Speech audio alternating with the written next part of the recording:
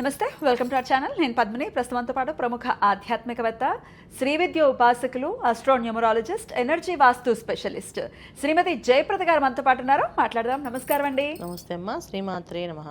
So కుజుడు యొక్క transit అనేది జరిగింది. సో వృషభ రాశిలోకి వచ్చేసాడు మొత్తానికి కుజుడు. 45 రోజుల పాటు ఉండేటటువంటి ఈ కుజుడు ద్వాదశ రాశులకి కూడా ఎటువంటి ఫలితాలను ఇవ్వబోతున్నాడు. అలాగే జూలై మాసం ఓవరాల్గా అంటే సూర్యుడు మారుతాడు, శుక్రుడు మారుతాడు, గ్రహాలు కొన్ని అంటే ఫాస్ట్ మూవింగ్ గ్రహాలు మారుతూనే ఉంటాయి. కాబట్టి ఈ జూలై మాసంలో ద్వాదశ రాశులకి ఎలా ఉంటుందో మీ ద్వారా తెలుసుకోవాలనుకుంటున్నానండి, చెప్తారా? తప్పకుండా అన్న. అయితే ఏంటంటే ఈ సంవత్సరం అంతా కూడా మనకి గురువు కర్కాటక రాశిలో ఉండడం వల్ల, ఉచ్చ స్థితిలో గురువు ఉండడం వల్ల చాలా చాలా యోగమైన మార్గాలు అందరికీ కనిపిస్తాయి.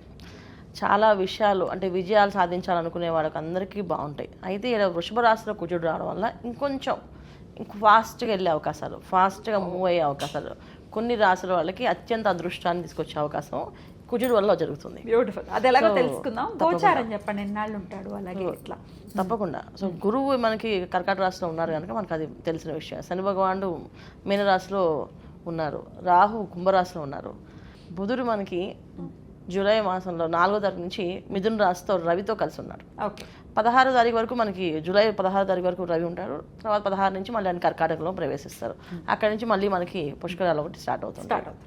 సో ఈ విషయంలో చాలా విశేషం ఏంటంటే గురువు ఉండటము, రవి మార్పు, రవి బుధుడు కలయిక 15 రోజులు ఉండడం వల్ల ఒక అదృష్టం కొన్ని రాసుల వాళ్ళకి.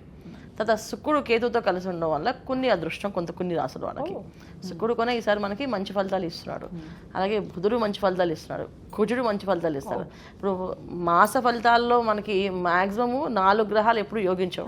అలాంటిది ఈసారి మనకి బుధుడు, కుజుడు, తర్వాత శుక్రుడు, ఈ 3 గ్రహాలు చాలా యోగ్యంగా మనకి యోగిస్తున్నాయి. మంచి సమయంగా కన్సిడర్ చేయొచ్చు. అయితే చాలా మంచి సమయంగానే అందరికి అన్ని రాశుల వాళ్ళకి ఒక్కొక్క రాశికి ఒక్కొక్క స్పెషలైజ్డ్గా పాపం వచ్చే అవకాశాలు కనిపిస్తున్నాయి. అందువల్ల చక్కగా చూసుకోవచ్చు.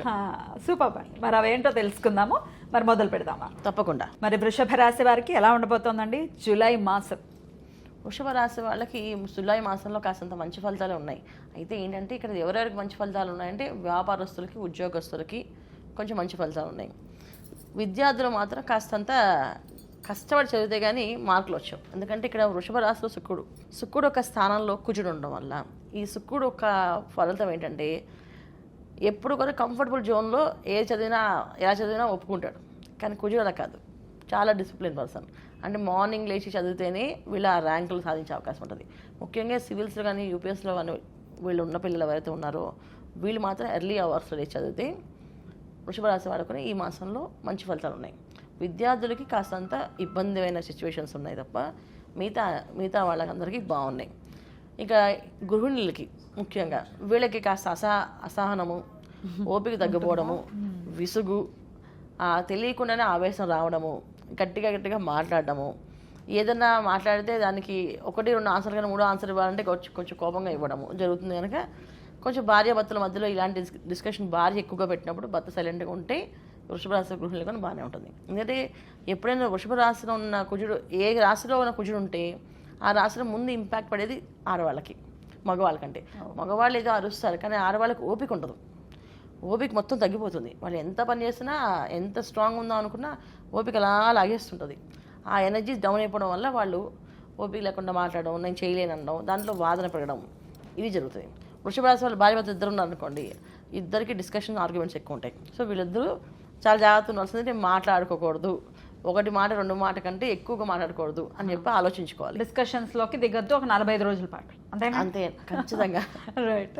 అయితే ఈ మాసం చెప్తాను 45 రోజులు అంటే మా అమ్మ 1 రోజు మరి కుజుడు ఉన్నాడు కదా, మామూలు ప్లానెట్ కాదు. అలవాటు అయిపోతా. తర్వాత 30 రోజులు ఉండాలంటే 15 రోజుల మీద అలవాటు అయిపోతుంది. ఇంకా 15 రోజులే కదని చెప్పి ఉండిపోతాం. కరెక్ట్.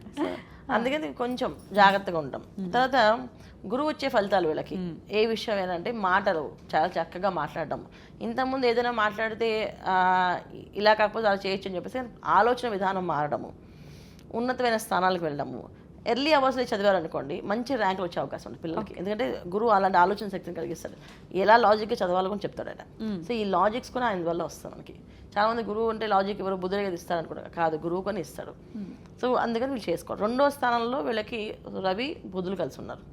ఇదొక ఇంపాక్ట్ ఏంటంటే ఆరోగ్య విషయం జాగ్రత్తగా ఉండాలి. కళ్ళకి సంబంధించిన కొంచెం కంట్లో నీళ్ళు రావడం, కళ్ళు బాగా మంటలు పుట్టడము, బ్యాక్ పెయిన్ రావడము ఇవి జరుగుతుంటాయి.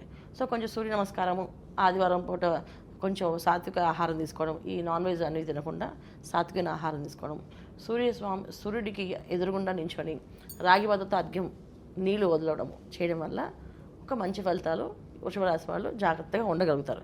అంటే ఆరోగ్యం విషయంలో మీరు కొంచెం జాగ్రత్తగా ఉండాల్సింది. ఆరోగ్యంలో కొంచెం అంత ఇబ్బందులు కనిపిస్తున్నాయి కనుక ఆడవాళ్ళకైనా మగవాళ్ళకైనా ఇబ్బందులు కనిపిస్తున్నాయి కనుక విద్యార్థులకి ముగ్గురికి కొంచెం ఇబ్బందులు ఉన్నాయి. మిగతా విషయాల్లో వ్యాపారాల్లో కానీ ఉద్యోగాల్లో కానీ ప్రొఫెషనల్ రంగాల్లో కానీ ఎటువంటి ఇబ్బందులు లేవు. దాంట్లో ఫాస్ట్గానే గ్రో అయ్యే అవకాశం ఉంది. కుజుడు ఉండగలక ప్రమోషన్ కోసం ప్రయత్నం చేసేవాళ్ళు ఎన్నాళ్ళు ఆగుతాం, డైరెక్ట్గా వెళ్ళి వాళ్ళతో మాట్లాడతామని చెప్పి మాట్లాడేస్తారా, మధ్యవస్థలో పక్కన పడేసి డైరెక్ట్గా ఆఫీస్ తోటి మాట్లాడతారు. అంత ధైర్యాన్ని ఇస్తాడు ఆయన. అందువల్ల దానివల్ల ఫలితంగా ఉంటుంది. అంటే మాట్లాడడం అంటే తృతీయ స్థానంలో వీళ్ళకి గురువు ఉన్నాడు కనుక అది ఎలా మాట్లాడితే వాళ్ళు వింటారు అనే సంగతి కూడా వీళ్ళకి ఐడియా వస్తుంది. ఆ లాజిక్ మీద వెళ్ళి మాట్లాడతారు, వీళ్ళు ఖచ్చితంగా సాధించుకొచ్చేస్తారు. ఇవి జరుగుతాయి. అయితే నెగిటివ్ రిజల్ట్స్ నుంచి బయటపడాలంటే ఎటువంటి పరిహారాలు చేసుకోవాలి? ముఖ్యంగా ఈ మాసం అంతా ఏంటంటే సాత్విక ఆహారం. మంగళవారాలు కాస్త కందిపప్పుతో వంటకం ఖచ్చితంగా తినడం. అంటే వాళ్ళ వంటల్లో ఏం చేస్తున్నా కందిపప్పుతో ముద్దపప్పు చేసుకోవడం మంగళవారం పూట, ఇది ఖచ్చితంగా తినాలి అందరూ వృషభ రాశి వాళ్ళు. తర్వాత ఆదివారం సాత్విక ఆహారం తీసుకోవడం వల్ల అనారోగ్య సమస్య రాకుండా ఉంటుంది. ఇవి చేసుకుంటూ వెళ్తే బ్రహ్మాండమైన విజయాలు సాధించవచ్చు వీళ్ళు. సూపర్, చాలా అద్భుతంగా తెలియజేశారు, కృతజ్ఞతలు. ఇక నెక్స్ట్ వీడియోలో మిథున రాశి గురించి తెలుసుకుందాం. నమస్కారం. నమస్తే అమ్మ. శ్రీమాత్రే నమః.